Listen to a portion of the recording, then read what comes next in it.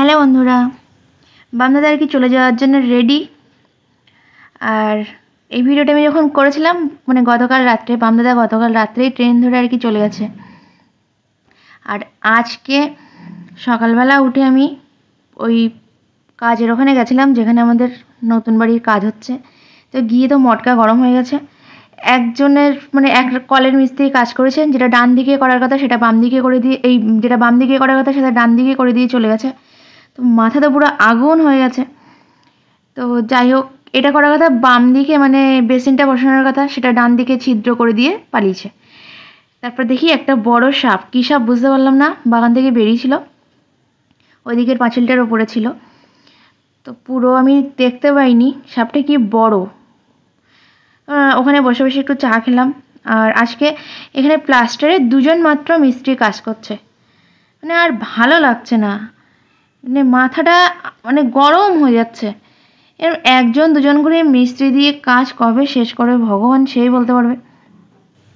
আর এদিকে আমাদের এখানকার ভাড়া বাড়িটা পুজোর মধ্যে ছেড়ে দেওয়ার কথা, মানে আমরা বলে রেখেছি, ভেবেছিলাম যে আমাদের এদিকে বাড়িটা রেডি হয়ে যাবে তো আমরা এখানে চলে আসতে পারবো। তো সেই হিসেবে তাদের বলা আছে। তো জানি না এটা রেডি করতে পারবো কিনা পুজোর আগে, যদিও আবার চেষ্টায় আছি। টুকটুক করে কাজ এগোচ্ছে, এত এগোচ্ছে, এখনও অনেক কাজ বাকি। নিচে মেঝেটা হবে আর কি, তারপর ঘরটা অ্যাটলিস্ট পুট্টিটা তো করতে হবে, নাহলে একবার ঘরে উঠে গেলে তারপরে অনেক সমস্যা হয় ঘরের মধ্যে জিনিসপত্র সরিয়ে রং টং করতে গিয়ে। অন্তত ভিতরটা তো রেডি হবে, জানি না রেডি হবে কি না, এখনও পর্যন্ত কনফিউশন। তো আমি দুপুরবেলা আজকে বাড়ি চলে এসেছিলাম ওই 2:30-3টের দিকে। আর এই যে কচু গাছগুলো হচ্ছে এখানে, এই কচু গাছগুলোতে দুটো ফুল হয়েছিল, আমি এই ফুল দুটো তুলে নিয়ে চলে এসেছি। এগুলো বাজারে বিক্রি হয় আর কি। ওই ফুলগুলো ভাজাগুলো খেতে দারুণ লাগে, ভাজা খেতে। তো আমি একা, তো ওই যে দুটো ফুলে আমার হয়ে যাবে, সেই জন্য তুলে নিয়ে চলে এসেছি। আর দুপুরে একটু ভাত আর চিকেন ছিল, সেটা খেয়েছি। আর সন্ধ্যাবেলা এখন একটু চা নিয়ে বসেছি।